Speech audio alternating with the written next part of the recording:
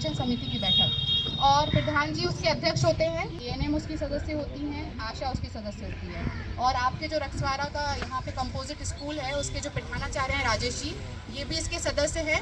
और जो बच्चे आपको दिख रहे हैं हमारे साथ, ये बच्चे भी इसके सदस्य होते हैं।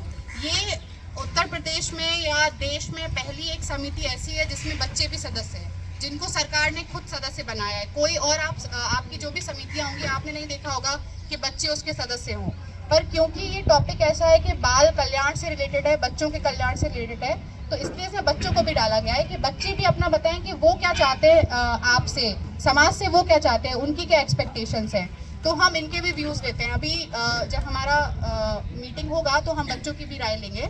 उसके साथ उनके अलावा हमारे साथ बेबी नाज जी हैं, जो ज़िला स्तर पे हमारी बाल कल्याण समिति होती है उसकी सदस्य हैं। बच्चों से रिलेटेड जितने भी केस आते हैं, बाल विवाह के हो गए, या बच्चे जो किसी परेशानी में हैं और या खो गए हैं, या उनका अपहरण हो गया है, या उनके साथ कुछ ऐसी चीज़ें हो गई हैं, तो इनका एक कोर्ट होता है, इनकी बेंच बैठती है, बच्चे उनके सामने जाते हैं, फिर बच्चों के हित के लिए जो भी होता है ये लोग निर्णय लेते हैं। और हमारे साथ रिहान जी भी हैं।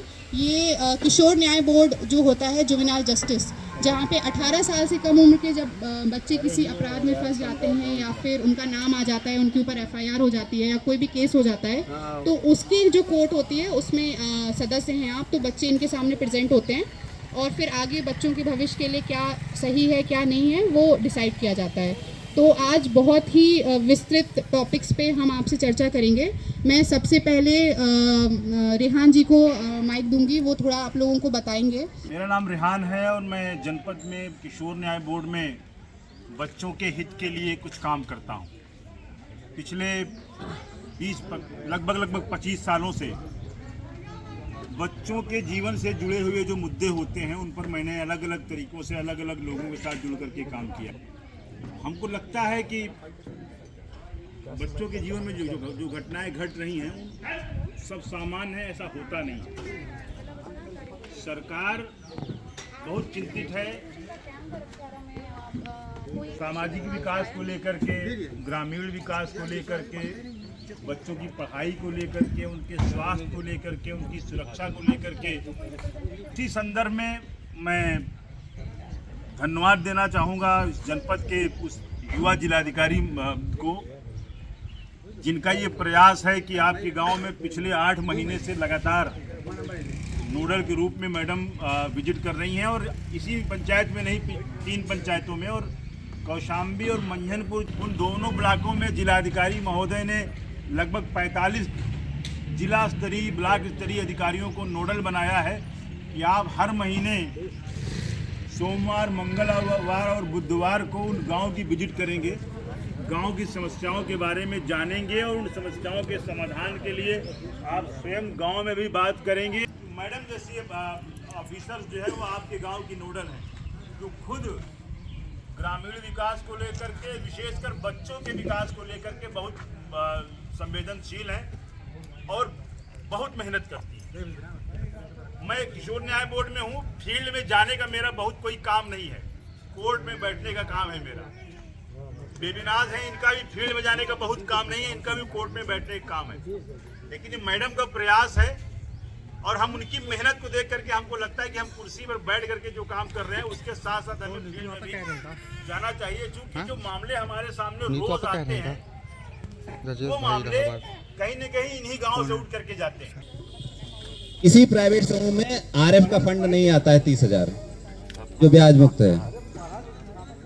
प्राइवेट समूह में सीधे सीसीएल खाता खुलता है और उसमें बचत जैसी कोई प्रक्रिया नहीं होती है। 30,000 ब्याज मुक्त रहता है, वो पूरे समूह के लिए रहता है।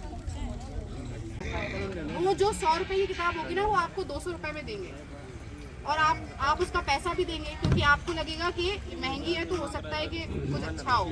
लेकिन जो सरकारी स्कूल में किताबें आती हैं, एक SCRT होता है, NCRT जैसे नेशनल लेवल पे होता है, ऐसे हमारे प्रदेश स्तर पे एक SCRT होता है जो कि रिसर्च करता है शिक्षा पे, कि कक्षा 1 के बच्चे को कैसी किताब उसकी डिज़ाइन होनी चाहिए कि वो उसको पढ़ सके।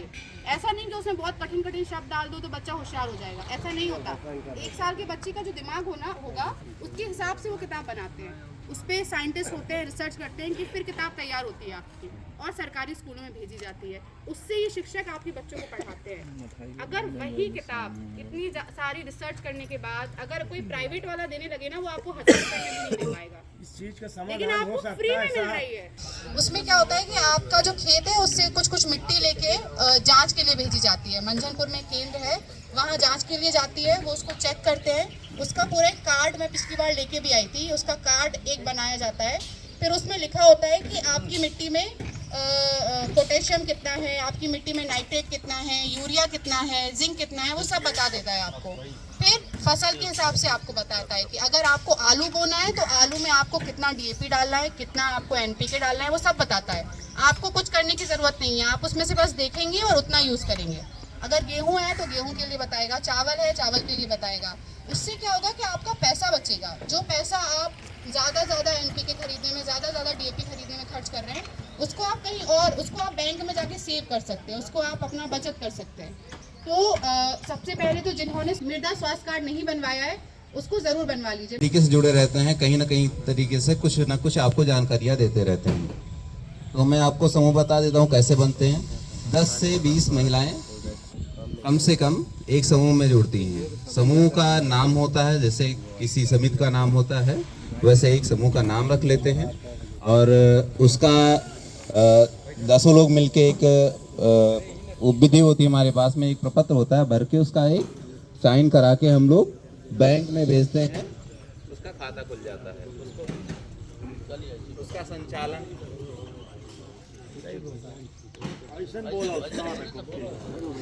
उसका अध्यक्ष, कोषाध्यक्ष और सचिव और बाकी होते हैं सदस्य।